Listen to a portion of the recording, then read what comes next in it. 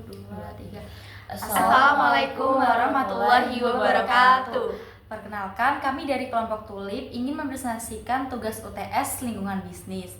Perkenalkan, nama saya Satya Trisnani Haureda dengan NIM 24123230 dari kelas SI 03. Perkenalkan, nama saya Andin Fibi Farica dengan NIM 24123265 dari kelas SI 03. Perkenalkan, nama saya Yudia Fania dengan NIM 24123269 dari kelas SI 03. Saya akan menjelaskan dampak politik dan dampak ekonomi. Yang pertama, dampak politik. Dampak politiknya yang pertama adalah ketergantungan ekonomi. Jika Indonesia sangat bergantung pada ekspor ke Amerika Serikat, misalnya tekstil, karet, atau elektronik, maka pembatasan perdagangan akan menurunkan pendapatan negara dan menciptakan tekanan ekonomi. Yang kedua, ketegangan diplomatik.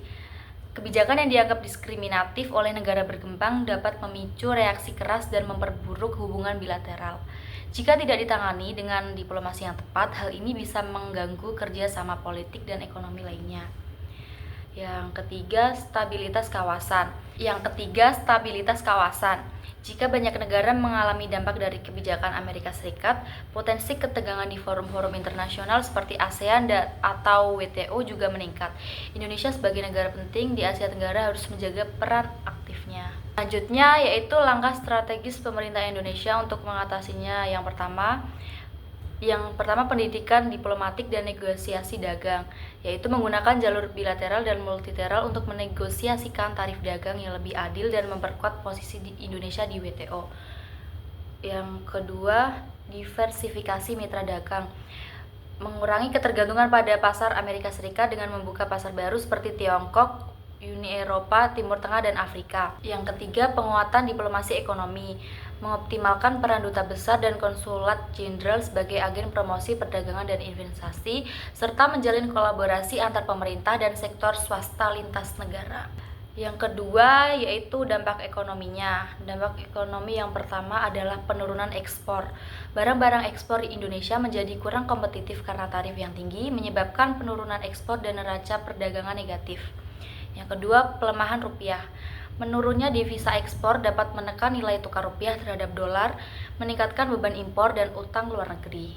Yang ketiga, investasi tertunda. Ketidakpastian global bisa membuat investor ragu untuk menanam modal, menghambat pertumbuhan sektor industri dan infrastruktur. Selanjutnya, strategi untuk mencapai pertumbuhan ekonomi 8% dan menjadi negara maju, yaitu yang pertama, diversifikasi ekonomi dan nilai tambah produk, yaitu mendorong hilirisasi industri. Contohnya nikel menjadi baterai lithium, sawit menjadi biodiesel.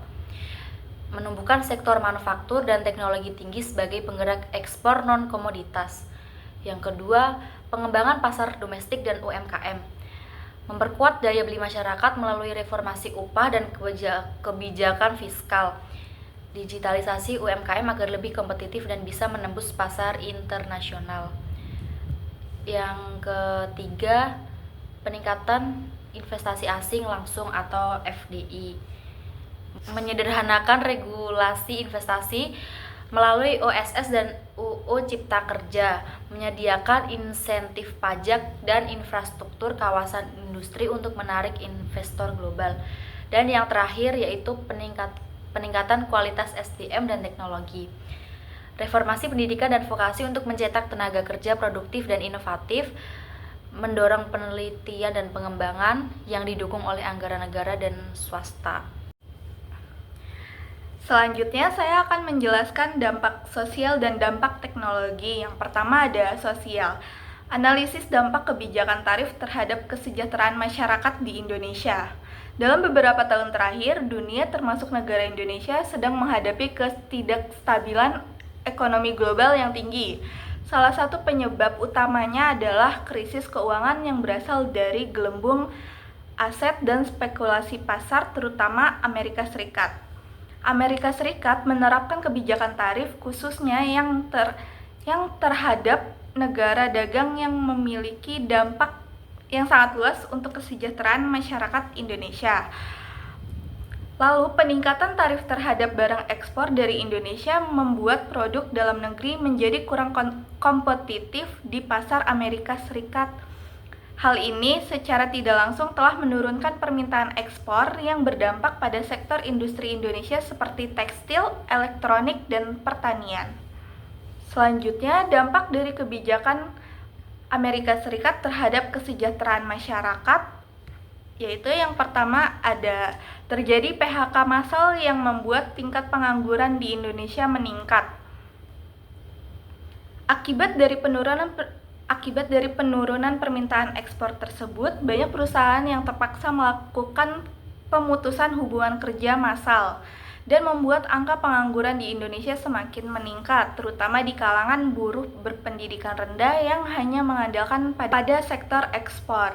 Yang kedua, memburuknya kualitas hidup. Ketika biaya impor meningkat, beberapa perusahaan dalam negeri pun menghadapi kenaikan biaya produksi yang berdampak juga pada konsumen dalam bentuk kenaikan harga jual.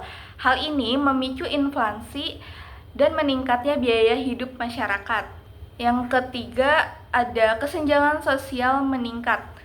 Selain dari PHK dan kualitas memburuk, kebijakan tarif juga dapat membuat kesenjangan antar wilayah menjadi kompleks.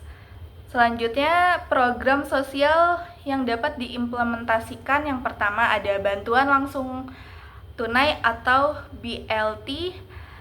Bantuan langsung tunai sangat penting sebagai respon pemerintah Indonesia untuk menjaga daya beli masyarakat. Dan yang kedua ada pemberdayaan masyarakat.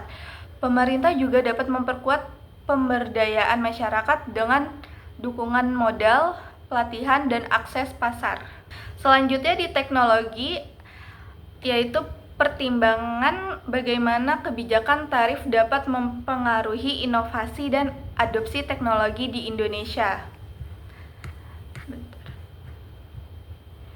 Di tengah kondisi dunia saat ini yang sedang tidak stabil, kebijakan ekonomi Amerika Serikat sangat mempengaruhi kemajuan teknologi di negara berkembang seperti Indonesia. Salah satu aspek yang sangat penting dan yang sering terabaikan adalah bagaimana kebijakan tarif perdagangan yang diberlakukan oleh Amerika Serikat akan sangat berdampak pada perkembangan teknologi baru dan pemanfaatan teknologi di negara berkembang. Tarif impor tinggi pada produk dan komponen teknologi dari Amerika Serikat membuat Indonesia dan negara berkembang menjadi sulit untuk mendapatkan teknologi yang canggih. Hal tersebut tidak berdampak pada lamanya proses inovasi, tetapi memperlebar kesenjangan teknologi dan dengan kemajuan negara.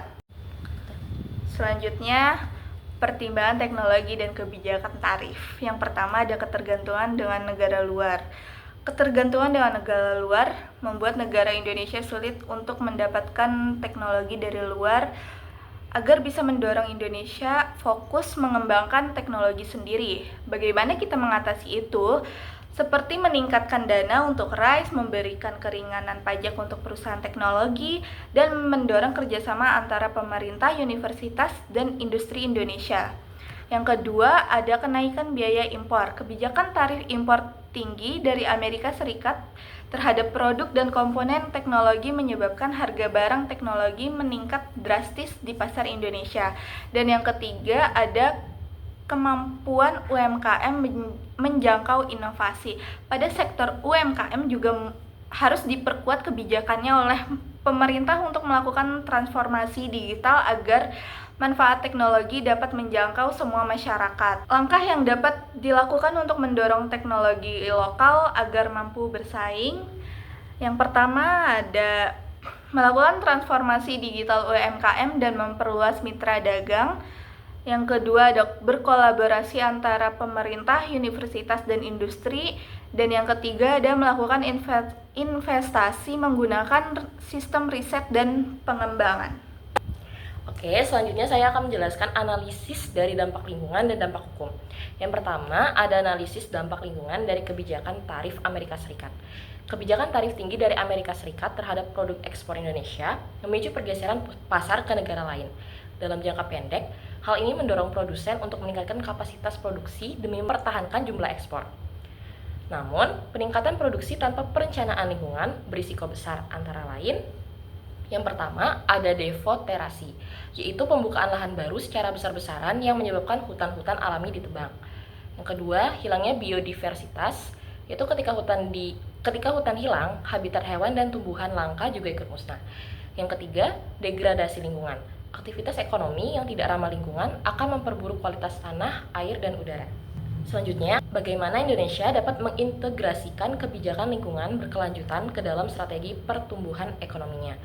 Yang pertama, ada promosi ekspor hijau, yaitu mendorong produk-produk ramah lingkungan seperti biomaterial dan energi terbarukan. Yang kedua, ikut perjanjian perdagangan berbasis lingkungan, buka akses ke pasar negara maju yang peduli terhadap jejak karbon.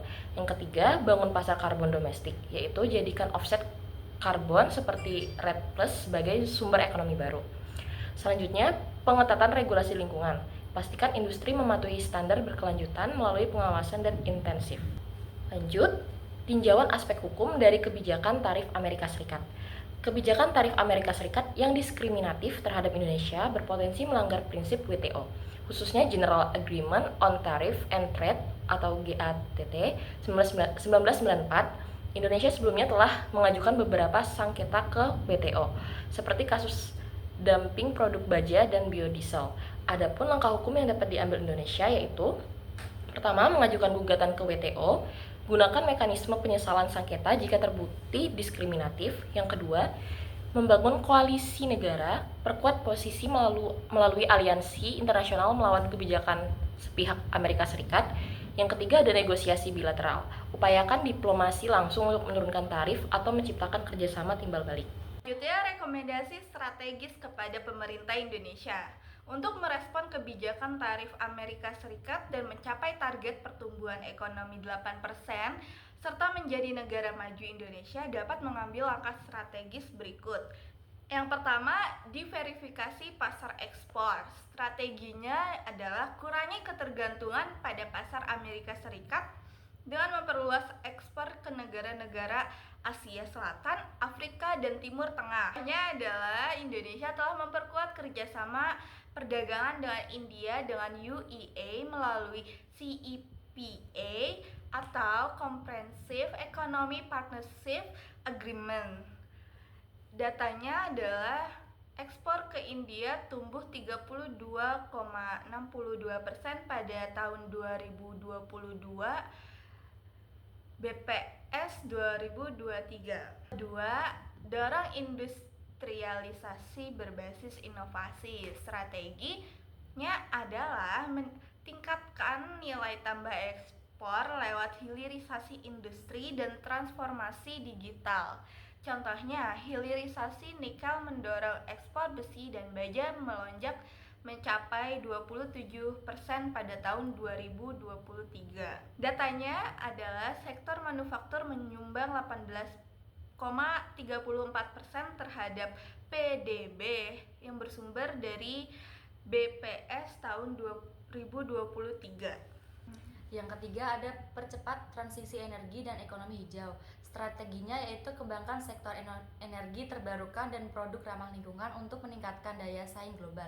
Contohnya yaitu proyek PLTS Cirata dan pengembangan kendaraan listrik. Datanya yaitu potensi energi surya Indonesia mencapai 207,8 GW. Sumbernya dari ESDM tahun 2023. Yang keempat yaitu perkuat kerjasama multilateral dan hukum dagang. Strateginya ajukan gugatan ke WTO atas kebijakan diskriminatif dan aktif dalam perjanjian dagang berbasis lingkungan.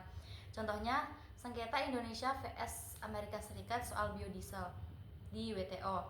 Datanya, Indonesia menang atas Uni Eropa di WTO terkait larangan ekspor nikel. Sumbernya yaitu WTO tahun 2022. Yang terakhir, ada tingkatkan kualitas sumber daya manusia dan produktivitas. Strateginya, investasi di pendidikan vokasi, riset, dan pelatihan teknologi digital. Contohnya, program Kartu Prakerja dan revitalisasi sekolah menengah kejuruan atau SMK. Sekian presentasi dari kelompok kami. Lebih dan kurangnya kami mohon maaf. Wassalamualaikum warahmatullahi wabarakatuh.